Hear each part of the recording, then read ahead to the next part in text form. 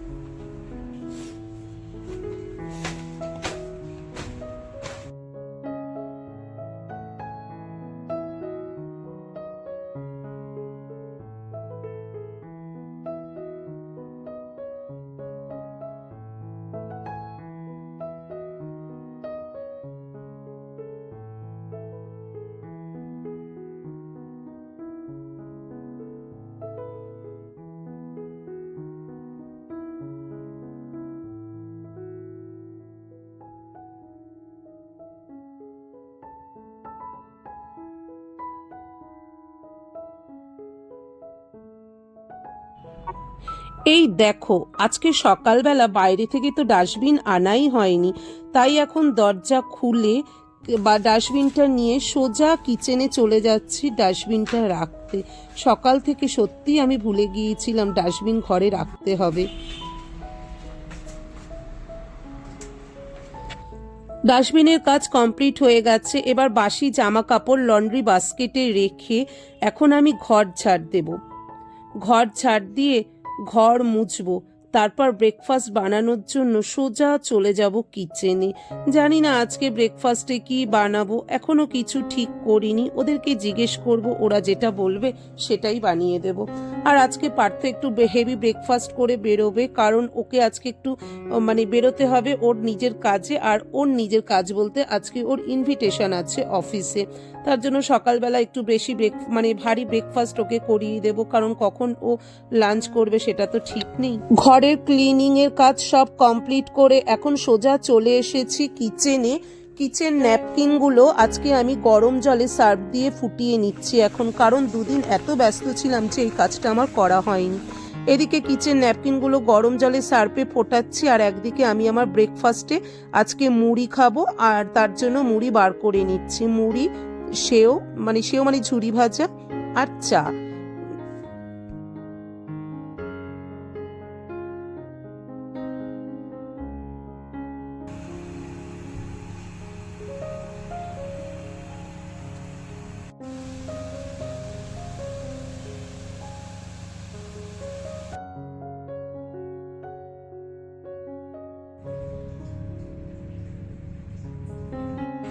Breakfast নিয়ে বসে পড়েছি। আজকে আমার ব্রেকফাস্টে আছে মুড়ি, ঝুরি ভাজা আর আছে চা।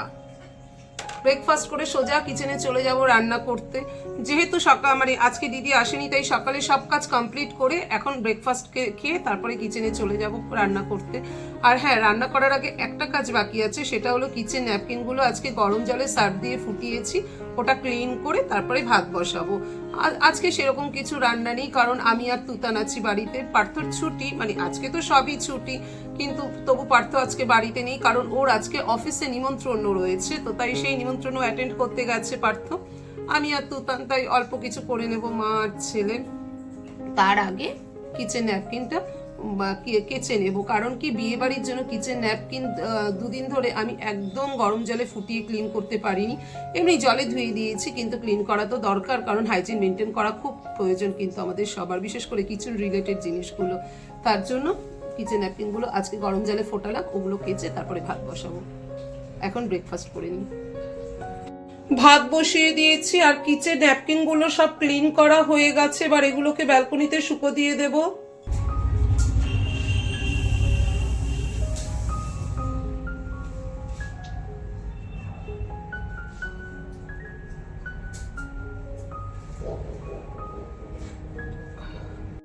সব কিচেন ন্যাপকিনগুলোকে ব্যালকনিতে মেলে দিলাম।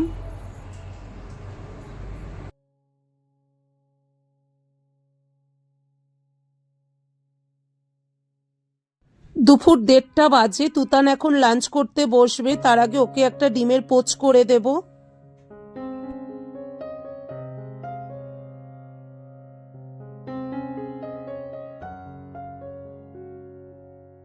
তুতান এখন ভাত খেতে বসবে। ডিমের পোচ, আলু ভাজা, ডাল আর চাটনি। Good evening. দুপুরবেলা লাঞ্চ করে একটু শুয়ে পড়েছিলাম, জাস্ট উঠলাম, কিচেনে চলে এসেছি তুতানের টিফিন করবার জন্য। আর তুতান এখন খাবে ব্রেড বাটার আর দুধ। তো বাটারটা এত শক্ত যে ওকে ব্রেড বাটার মানে এমনিতে দেওয়া যাবে না, তাই বাটারকে নিয়ে নিয়েছি। এই যে মাইক্রোওভেনে একটু গরম করে নেবো, তা না হলে ছেলেকে ব্রেড বাটার দেওয়া যাবে না। গ্যাসের উপর ব্রেড একটু সেঁকে নিচ্ছি। আমার টোস্টার খারাপ হয়ে গেছে, তাই গ্যাসে সেঁকতেই বাধ্য হচ্ছি।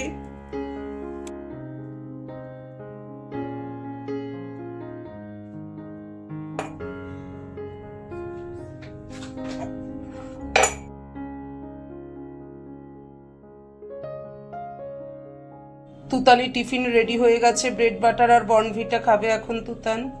8:30 বেজে গেছে। এখন সোজা কিচেনে চলে এসেছি ডিনার বানানোর জন্য। আজকে ডিনারে বানাবো আলুর দম আর রুটি। আটা মাখা হয়ে গেছে আর আলু কাটা হয়ে গেছে। এই যে আলু কাটা হয়ে গেছে, আটা মাখা হয়ে গেছে।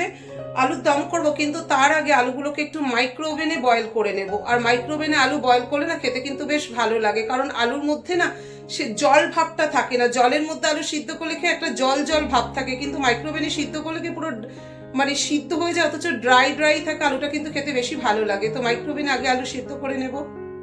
আলুগুলো এখন এই মাইক্রোওভেন সেট বাটিতে নিয়ে নিয়েছি, একটু বয়েল করে নেব।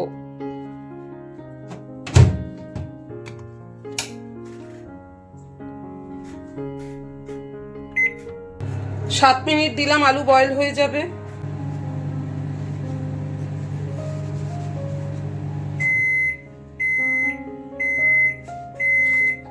আলু বয়েল করা হয়ে গেছে। এই যে আলু বয়েল হয়ে গেছে। আলুর দমে মশলা করব। এখানে নিয়ে নিয়েছি পেঁয়াজ, কাঁচা লঙ্কা, আদা, রসুন, পেঁয়াজ, কাঁচা লঙ্কা, রসুন আর নিয়েছি আদা।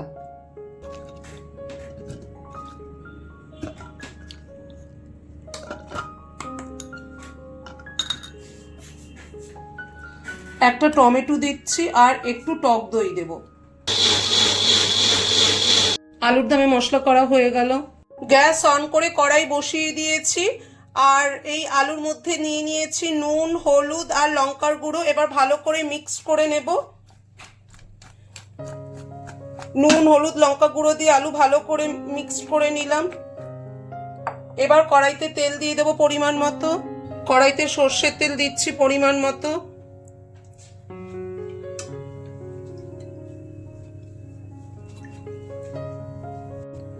তেল গরম হয়ে গেলে আলুগুলোকে ভেজে নেব লাল লাল করে। তেল গরম হয়ে গেছে, এবার আলুগুলোকে লাল লাল করে ভেজে নেব।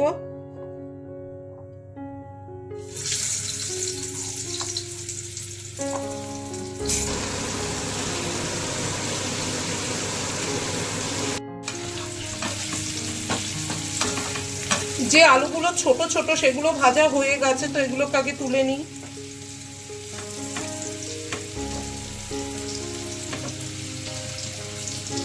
আর আলুগুলো খুব সুন্দর সেদ্ধ হয়ে গেছে। মাইক্রোওভেনে সেদ্ধ করলে এটা একটা প্লাস পয়েন্ট যে আলু বেশ ভালোভাবে সেদ্ধ হয়, মানে 80% তো কুক করেই নিয়েছি, ভালোভাবে সেদ্ধ হয় আর আলুতে একদম জল থাকে না, ড্রাই ড্রাই সেদ্ধ হয়, তাই আলু খেতে খুব ভালো লাগে। মানে আলুর দমের আলু খেতে এইভাবে খুব ভালো লাগে। আমি যখনই আলুর দম করি আমি আগে মাইক্রোওভেনে আলু সেদ্ধ করে নিই 80%, তারপর আলুর দম করি। সব তুলে নিয়েছি, বেশ ভালোভাবে ফ্রাই হয়ে গেছে এই যে। এবার এই তেলের মধ্যে দিয়ে দেব জিরে ফোড়ন, গোটা জিরে ফোড়নে দিয়ে দিলাম।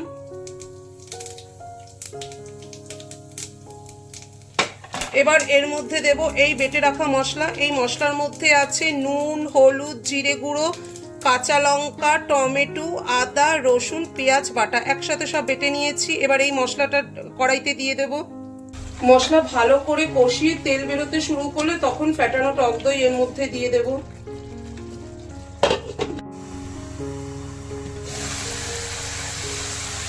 মশলা কষানো হয়ে গেছে, এবার এর মধ্যে দিয়ে দেব আগে থেকে ফেটিয়ে রাখা টক দই।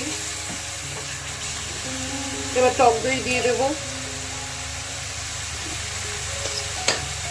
টক দই দিয়ে দিচ্ছি।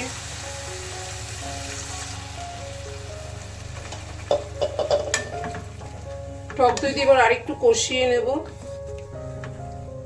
অনেকটা লিকুইড ফর্ম হয়ে গেছে, তাই একটু ঢাকা দিয়ে টাইম লাগবে একটু কষতে। এখন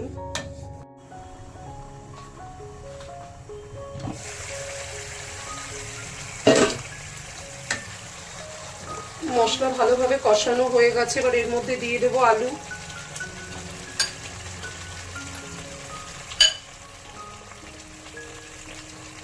আলু দিয়ে দিচ্ছি।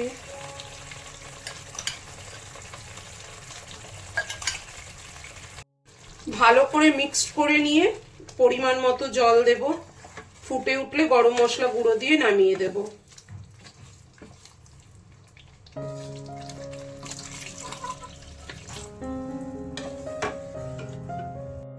জল দিয়ে দিয়েছি, এবার ঢাকা দিয়ে দেব। হয়ে গেলে গরম মশলা গুঁড়ো ছড়িয়ে নামিয়ে দেব।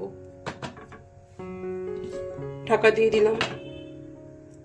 আলুর দম রেডি হয়ে গেছে। লাস্টে নামাবার আগে একটু গরম মশলা গুঁড়ো দিয়ে দিয়েছি। আর আটা মাখা আছে, এবার রুটি করব।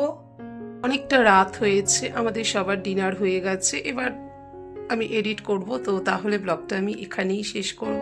তোমাদের এই ব্লগে কোনো অংশ যদি একটু হলেও ভালো লেগে থাকে অবশ্যই do like, comment, share and subscribe. Bye bye, love you all, good night.